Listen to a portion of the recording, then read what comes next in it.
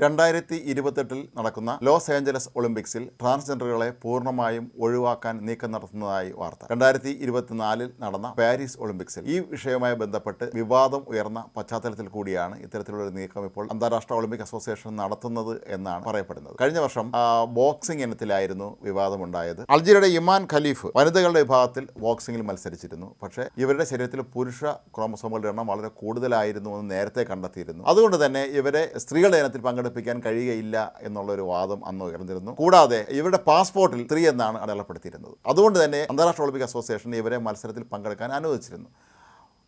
Olympics വേദിയിൽ മികച്ച പ്രകടനം കാഴ്ചവെക്കാനും അവർക്ക് കഴിഞ്ഞിരുന്നു. പക്ഷേ ഇവർ പങ്കെടുത്തതിനെ ചൊല്ലി വലിയ തോതിലുള്ള വിവാദങ്ങൾ അന്ന് ഉയർന്നിരുന്നു. ഒരുപക്ഷെ ഇതുകൊണ്ട് കൂടിയായിരിക്കാം ലോസ് ഏഞ്ചലസ് ഒളിമ്പിക്സിൽ ട്രാൻസ്ജെൻഡറുകളെ പങ്കെടുപ്പിക്കേണ്ടതില്ല എന്നുള്ള നീക്കത്തിലേക്ക് ഒളിമ്പിക് അസോസിയേഷൻ പോകുന്നതാണ് കരുതപ്പെടുന്നത്. മാത്രവുമല്ല, അമേരിക്കൻ പ്രസിഡന്റ് ഡൊണാൾഡ് ട്രംപിനെ സംബന്ധിച്ച് അദ്ദേഹം ട്രാൻസ്ജെൻഡറുകളെ അംഗീകരിക്കുന്ന ഒരാളല്ല. ട്രാൻസ്ജെൻഡറുകളെ ഇത്തരം മത്സരങ്ങളിൽ പങ്കെടുക്കുന്നതിൽ നിന്നും വിലക്കിക്കൊണ്ടുള്ള ഒരു എക്സിക്യൂട്ടീവ് ഓർഡർ കഴിഞ്ഞ ഫെബ്രുവരിയിൽ ട്രംപ് പുറപ്പെടുവിക്കുകയും ചെയ്തിരുന്നു. അമേരിക്കയിൽ വെച്ച് നടക്കുന്ന ഒളിമ്പിക്സിൽ ഇത്തരത്തിൽ ട്രാൻസ്ജെൻഡറുകളെ പങ്കെടുപ്പിക്കാം എന്ന് കരുതിയാൽ അത് ട്രംപ് എതിർക്കുമെന്നുള്ള ഉറപ്പാണ്. വെറുതെ ട്രംപിന്റെ വിരോധം വാങ്ങി വെക്കേണ്ട എന്നുള്ള ഒരു ചിന്തയായിരിക്കാം ഒളിമ്പിക് അസോസിയേഷൻ ഇത്തരത്തിലുള്ള ഒരു അടിയന്തര തീരുമാനത്തിലേക്ക് നയിച്ചതെന്നാണ് പറയപ്പെടുന്നത്.